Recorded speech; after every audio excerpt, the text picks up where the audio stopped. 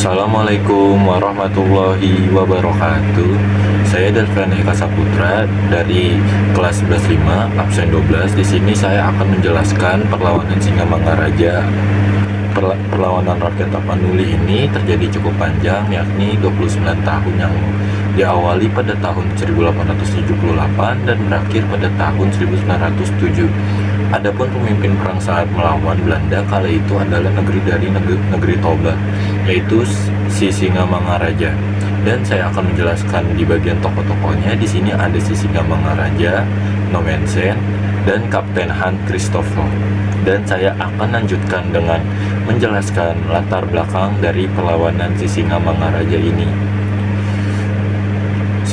Si Singamangaraja lahir di Bakara 18 Februari 1845 dan meninggal di Dairi 17 Juni 1907 pada umur 62 tahun. Adalah seorang raja di negeri Toba, Sumatera Utara.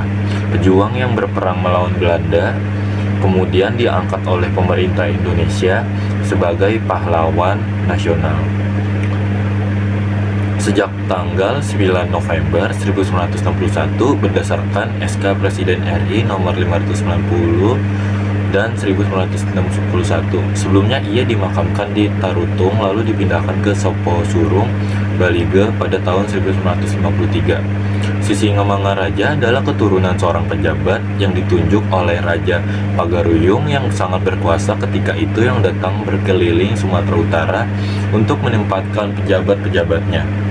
Raffles menulis bahwa para pemimpin Batak menjelaskan kepadanya mengenai si Singamangaraja yang merupakan keturunan Minangkabau, dan bahwa si Selindung terdapat sebuah arka batu terbentuk manusia sangat kuno yang diduga dibawa dari Pagaruyung sampai abad ke-20.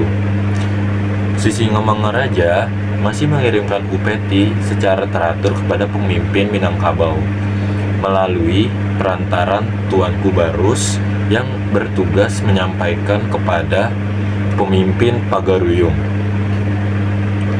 Si Singamangaraja, nama kecilnya adalah Patuan Bosar, yang kemudian digelari dengan Empu Pulo Batu. Ia juga dikenal dengan Patuan Bosar Empu Pulo Batu. Naik tahta pada tahun 1876 menggantikan ayahnya si Singamangaraja yang bernama Empu Suhahuaon.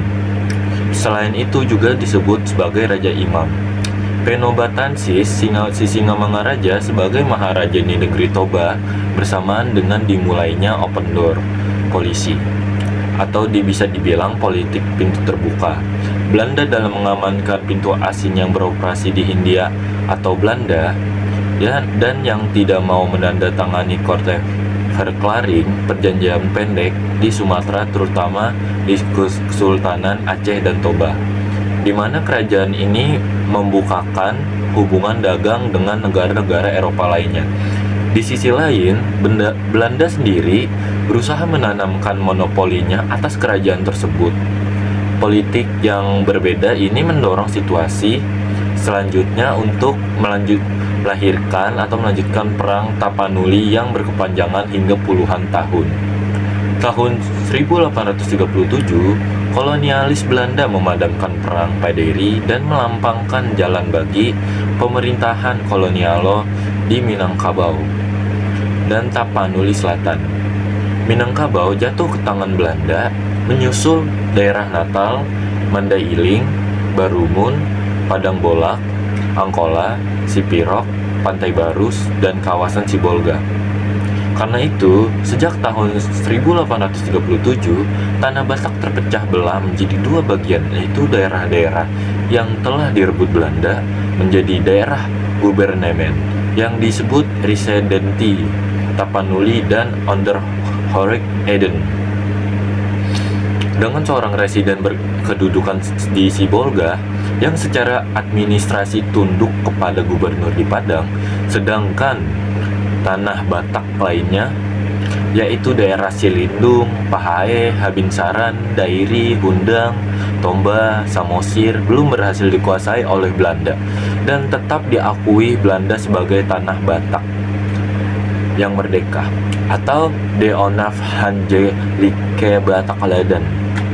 Pada tahun 1873, Belanda menyatakan perang kepada Aceh dan tentaranya mendarat di pantai-pantai Aceh.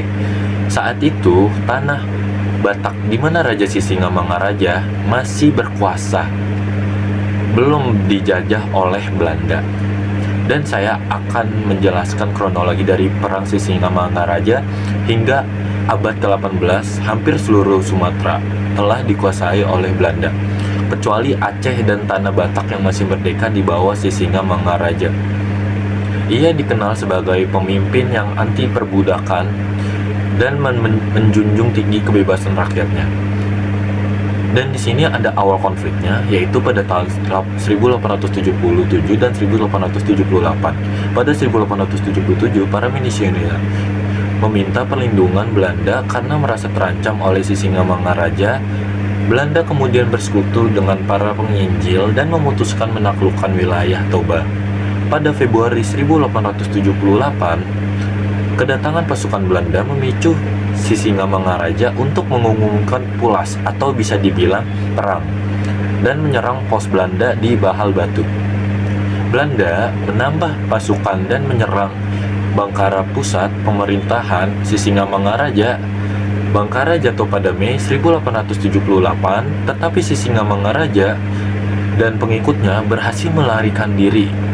Setelah itu, berbagai wilayah seperti Butar, Lebu Sirigar, dan Huta Ginjang juga jatuh ke tangan Belanda. Perlawanan gerilya dan dukungan Aceh karena kalah secara persenjataan. Sisingamangaraja mengadopsi taktik gerilya dan menjalin hubungan dengan pasukan Aceh. Untuk memperkuat kemampuan perang, pada tahun 1888-1989, berbagai serangan dilakukan terhadap Belanda, termasuk di Kota Tua dan Lobutalu. Walaupun beberapa serangan berhasil, Belanda tetap unggul dan terus mendesak pasukan Batak. Upaya Belanda menghentikan perlawanan, Belanda berusaha meredam perlawanan dengan menawarkan gelar Sultan Batak kepada Sisingamangaraja. Namun, ia menolak. Karena itu, Belanda mendatangkan pasukan pelacak dari Senegal yang dijuluki rakyat Batak, Sigurbak Ulun Nabirong. Banyak panglima Batak tertangkap, termaksud Aman Dopang, Manulang, dan penasihat Sisingamangaraja, Guru Somaling Pardede. Pengepungan terakhir dan gugurnya Sisingamangaraja 1907. Pada tahun 1907, pasukan Belanda yang disebut Brigade Setan mengepung Sisingamangaraja. Keluarga ditawan satu persatu, tetapi ia tetap menolak menyerah. Pada 17 Juni 1907 di Aik Sibulon, Desa Sionom Hudom, wilayah Tapanuli Dairi, Sisingamangaraja gugur tertembak bersama dua putranya, Patuan Nagari dan Patuan Anggi, serta putrinya Lupian. Gugurnya beliau menandai jatuhnya tanah Batak ke tangan Belanda. Walaupun sebagian pengikutnya terus melakukan perlawanan kecil, tetapi masih saja diserang oleh Belanda, dan kronologinya kita sampai di situ saja. Sekian dari saya. Assalamualaikum warahmatullahi wabarakatuh.